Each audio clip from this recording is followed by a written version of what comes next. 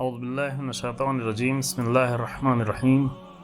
ثم قست قلوبکم من بعد ذلك فهي كالحجارة واشد قسوة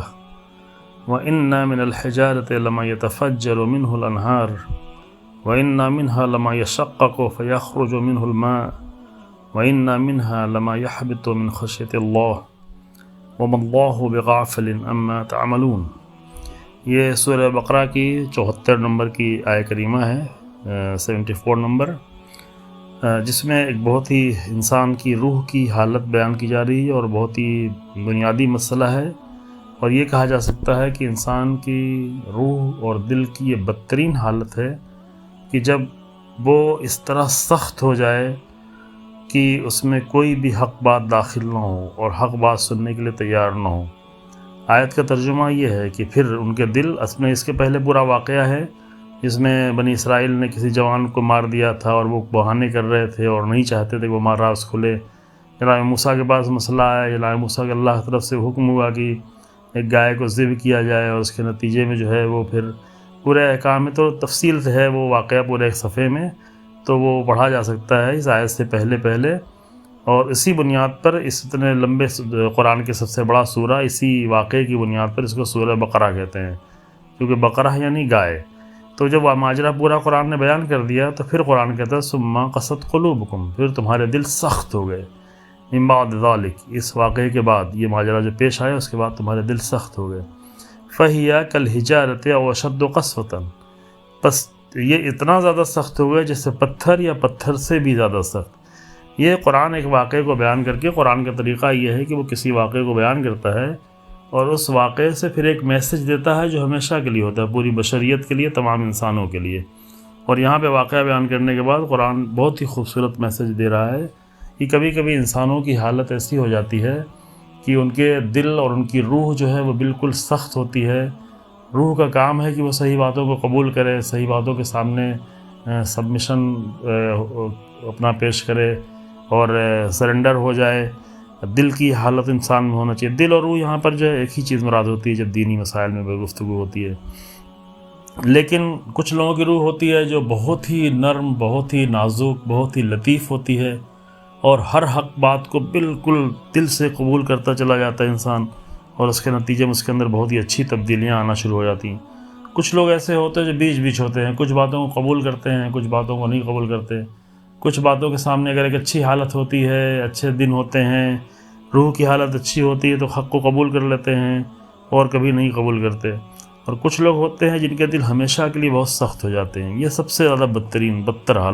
بدترین حالت ہے انسان کی روح کی، کہ جب اتنا زیادہ دل سخت ہو جائے کہ کسی بھی حق بات کو قبول نہ کرے، یعنی حق کے سامنے وہ تسلیم نہ ہو، کہ تسلیم ہی سے اسلام بنا ہے۔ اسلام یعنی حق کے سامنے، کسی بھی حقیقت کے سامنے، کسی بھی ریئلٹی کے سامنے تسلیم ہو جانا اور اسے قبول کر لینا۔ بہت ساری رسمیں ہوتی ہیں، بہت سارے ہمارے آباء و اجداد کے زمانے سے چلا آ رہا ہوتا ہے جو باطل ہوتا ہے۔ قرآن کہتا ہے ممکن ہے وہ لوگ گمراہ رہے ہوں، ممکن ہے وہ لوگ، ان لوگوں کا عقل ہی نہیں رہی ہو، کوئی ایک رسم شروع کر دی ہو اور اس پہ چل رہے ہوں، تو غیر عقل والا کام کوئی کر رہا ہو، گمراہی والا کام کر رہا ہو، تو اسے کیوں مانا جائے کہ بھئی چونکہ ہمارے ماں باپ کرتے آئے اس لیے ہم کو کرنا ہے۔ تو یہیں سے انسان کے دل سخت ہونے لگتے ہیں جب وہ ان ساری بنیادوں پر، یہ میں نے سوچا ہے، یہ میرا نتیجہ ہے، یہ میری سوچ ہے، ممکن ہے میری سوچ غلط ہو اور میری سوچ کے مقابل میں سامنے والی سوچ بہت اچھی ہو اور بہت مضبوط ہو۔ تو اگر انسان کا دل نرم ہوتا ہے تو وہ اپنی سوچ نہیں دیکھتا، اپنے ماں باپ کی سوچ نہیں دیکھتا، خاندانی مسئلہ نہیں دیکھتا، بلکہ وہ صرف حق کو اور حقیقت کو اور سچائی کو دیکھتا ہے۔ لیکن جب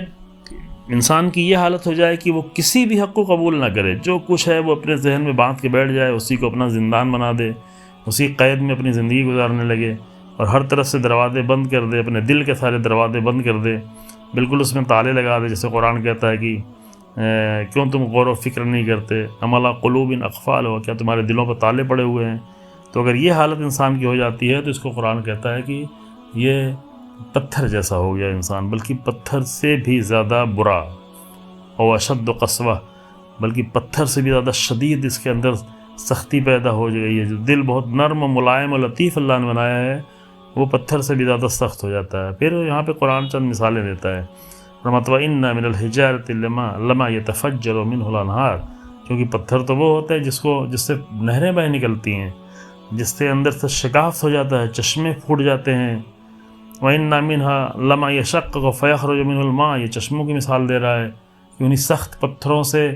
سینکڑوں میٹر کے نیچے سے بھی یہ چشمے نکلتے ہیں، اور پتھر ٹوٹتا چلا جاتا ہے، جگہ بناتا چلا جاتا ہے، سوراخ ہوتا چلا جاتا ہے، اور وہاں سے پانی نکل جاتا ہے، پانی داخل بھی ہو جاتا ہے، پانی پتھر پہ پڑتے پڑتے وہاں پہ جگہ بن جاتی ہے۔ لیکن انسان کا دل جب پتھر سے زیادہ سخت ہو جاتا ہے تو وہ کسی بھی حق کو قبول نہیں کرتا۔